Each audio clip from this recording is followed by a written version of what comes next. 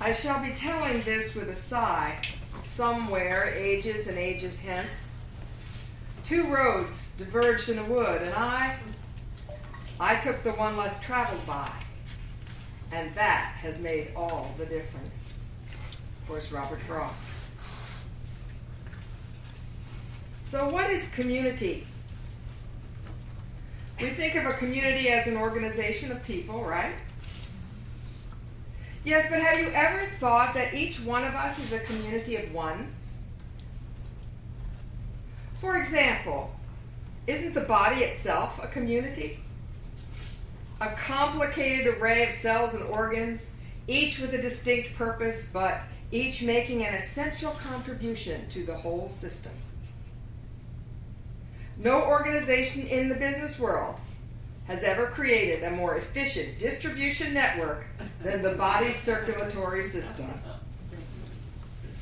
Through the circulatory system, the community we call the body gives back to and nurtures each of its members. It is the perfect example of symbiosis, which means a mutually beneficial relationship that advances each part as well as the whole. It's amazing indeed. Magical. And think about the human psyche and personality. Within each of us is a complex web of experiences and gifts and talents and perspectives and attitudes and emotions, all working together to create who we are. I love to think of unity principles as a powerful and effective delivery system designed to carry all the best aspects of who we are into positive manifestation in the world. For some people, the word community conjures up the image of a bunch of folks glued together by conformity and functioning as a single unit with one voice. Together we rise, together we fall, that sort of thing. Okay. As long as the leader do not demand absolute uniformity among the followers. This is fundamentalism, and it's how cults arise. Individualism is last. I don't know what that's supposed to say.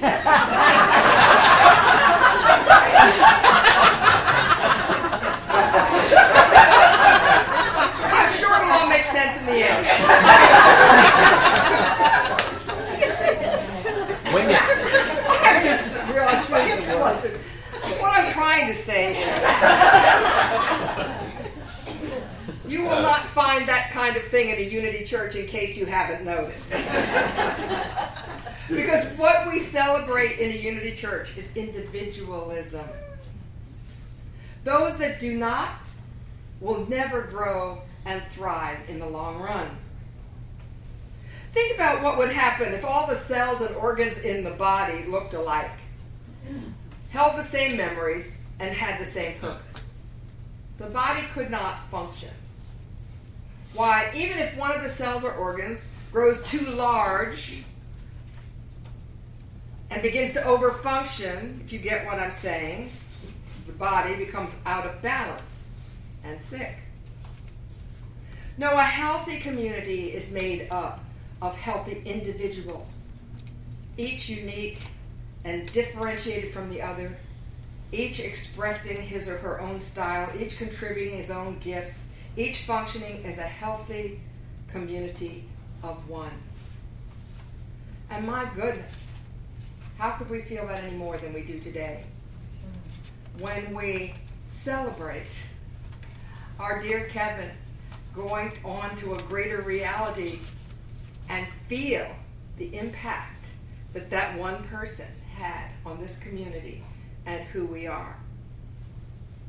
It's absolutely amazing. And so it's a perfect day, really. I thought, wow, this is so much emotion today, but you know, it's perfect for new members and for all of us to remember what a difference our presence makes.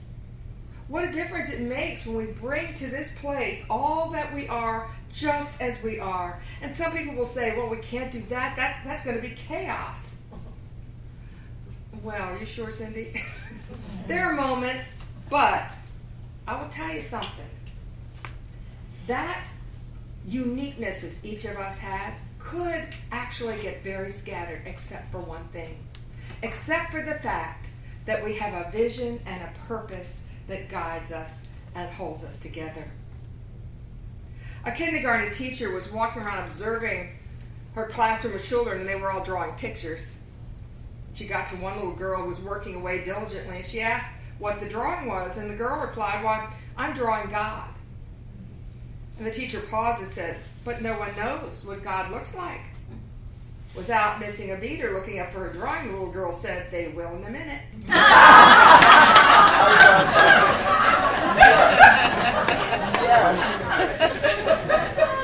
Yes. This little girl had a vision, didn't she? And a purpose. So what is CCU's vision and purpose? It's on the screen when you come in on Sunday morning. It goes like this. Crystal Coast Unity is a spiritual home for God realization through prayer, celebration, creativity, and service. Our purpose, to support the spiritual growth of individuals and raise the consciousness of the region and world. Our vision, God realization, coming to know who and what God is for us in this place, and then celebrating that and seeing that as the energy and the force that moves our creativity, and serving one another with love. And then because we have done the work of studying and praying and meditating and raising our own consciousness, we contribute to raising the consciousness of the region and world. This is the purpose. Now all we need is a 5-year-old to draw us the picture. I bet we can find one. So just as the body's health depends on every cell and organ doing its unique job, our spiritual community depends on each one of us to bring who we are to the table in service of that common purpose. But none of us can do that unless we know what our gifts, talents, and resources are, and we understand how they fit into the whole. That's an ongoing conversation within a church community where each person tries to find his unique place, his unique gift to give. Just as our church needs to know who it is and what it's here for, each one of us needs to know that as well. Just as the church needs to have a picture, a purpose bigger than just itself, as great as this is, each of us needs a purpose greater than just us as well. Unity churches everywhere are built on a new paradigm. We're not interested in creating a community of sheep, thank God, because it ain't going to happen. We are interested in offering to each individual the encouragement to be he or she needs to step out and contribute his or her unique gifts, and then allowing God as divine order to weave all those different pieces together into a beautiful tapestry. We can hold it all. We can hold it by our intention to love. We can hold the joy of a new baby and the sorrow of a loss and the welcoming of new members. We can hold it all at one time. And the more that we do that, the richer we become as individuals and as a community. Unity offers guidelines for healthy living, our principles, right? But we don't demand that you believe them or even use them. CCU leadership doesn't say to you, unless you believe this or that, you don't belong here. They don't say, unless you look this way or that way, you don't belong here. We say, thank God you're here. Thank God you're unique, because your uniqueness brings a missing piece to this whole puzzle that is community. We need you. We need you to create community. Each of you is an essential nutrient, an essential part of this alive body we call Crystal Coast Unity. When you think about it, unity as a movement is a road less traveled. Unity churches don't look, feel, or sound like most traditional churches. Nor do we focus on the same things. We prefer to attract people rather than proselytize or promote ourselves. And we depend on each member of our community to demonstrate what our principles are. Not necessarily talk about them unless you find the perfect time to do that, but demonstrate it by how we show up, what we sound like and look like, and the energy we put out. So in a very real sense, each person who chooses unity as his or her spiritual path has chosen to take a road less traveled, haven't we? So what difference might that make? What do you think Robert Frost was talking about? Most people find it necessary to adopt several personas in order to navigate everyday life.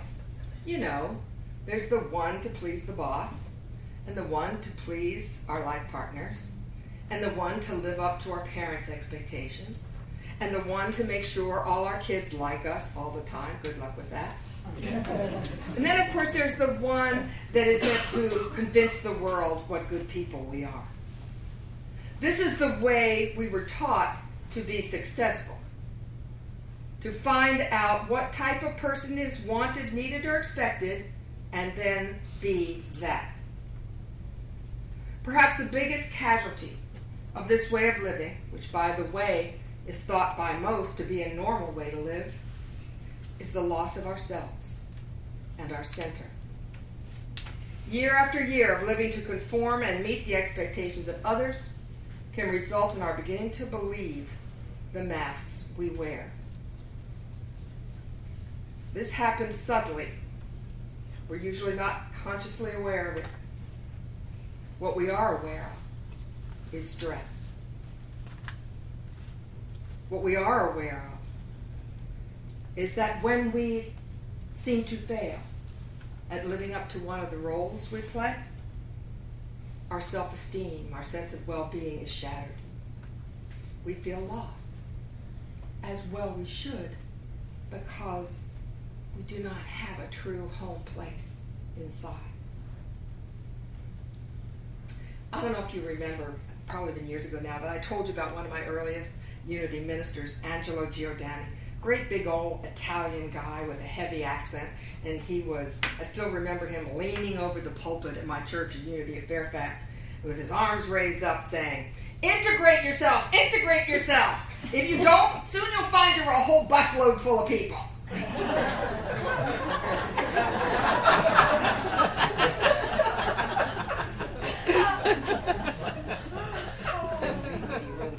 Yeah, I think years later I know what he was talking about.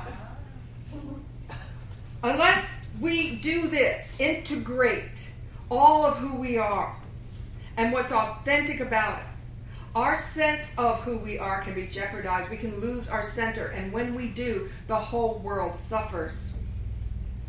Living to meet expectations of others, many of whom are no longer even on the planet, takes so much time and energy, it's almost impossible to know who we really are and what we truly want, what our true gifts are.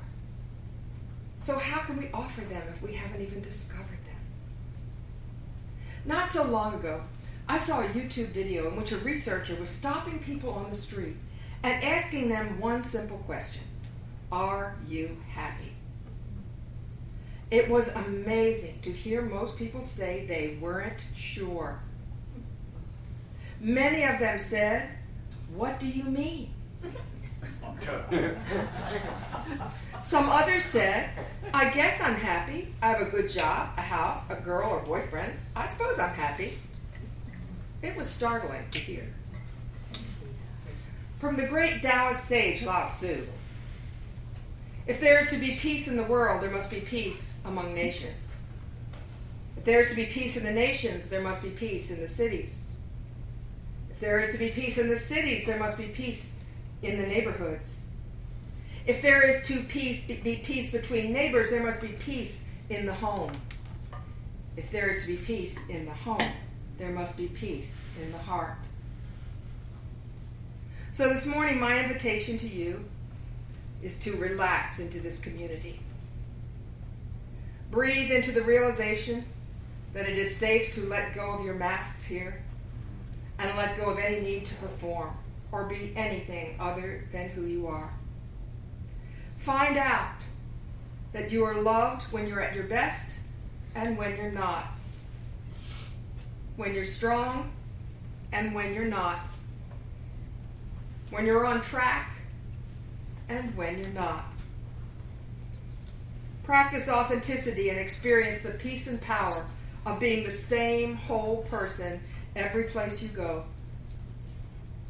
I invite you to let your unity journey be about exchanging vigilance for self-awareness, of going from watching what effect you're having to simply being the best you can be and detaching from the outcome. Let's let our most essential spiritual work be releasing the fear that keeps us from showing up fully as who we are. Let's learn to let God as divine order be in charge and placing our unique self exactly where we're called to be, exactly when we're called to be, with the people we're called to be with, doing the work we're called to do. Let's let an inner sense of order, peace, and happiness be the measure of our success. Let's learn to be happy. Mary Oliver's Wild Geese speaks to us about this. You do not have to be good. You do not have to walk on your knees for 100 miles through the desert repenting. You only have to let the soft animal of your body love what it loves. Tell me about despair, yours, and I will tell you mine. Meanwhile, the world goes on. Meanwhile, the sun and the clear pebbles of the rain are moving across the landscapes, over the prairies and the deep trees, the mountains and the rivers. Meanwhile, the wild geese high up in the clean blue air are heading home again. Whoever you are, no matter how lonely, the world offers itself to your imagination, calls to you like the wild geese, harsh and exciting, over and over announcing your place in the family of everything. Do you hear the call of the wild geese? Saying, step in, step up. Obviously, our new members have heard them. Have you noticed how that ceremony inspires us all? The path we walk is really quite simple. To love unity principles and each other. To be guided by the desire for self-awareness. To discover our gifts and offer them wherever we go. If each of us will walk this path, bring our unique selves to this community, we will build an irresistible and powerful and long-lasting church. And it won't matter what winds blow, because the community will be powered by a 3-tiered circle with God in the center, and our vision in the next ring, and each of us holding the vision and holding our love for each other in the outer ring. We'll become stronger and stronger, able to deliver our empowering message to, and our energy to everyone who seeks it. So I'd like to close this morning with the words of the Native American shaman known as Starhawk. This is usually attached to every new member ceremony. Somewhere, there are people to whom you can speak with passion without having the words catch in your throat. Somewhere, a circle of friends will open to receive you. Eyes will light up as you enter. Voices will celebrate with you whenever you step into your power. Where the strength of others will join with your strength to do the work we are called to do. Where arms will reach out to hold you when you falter. A circle of healing, a circle of friends. Somewhere there is a place where you can be free. May this be such a place. God bless you all.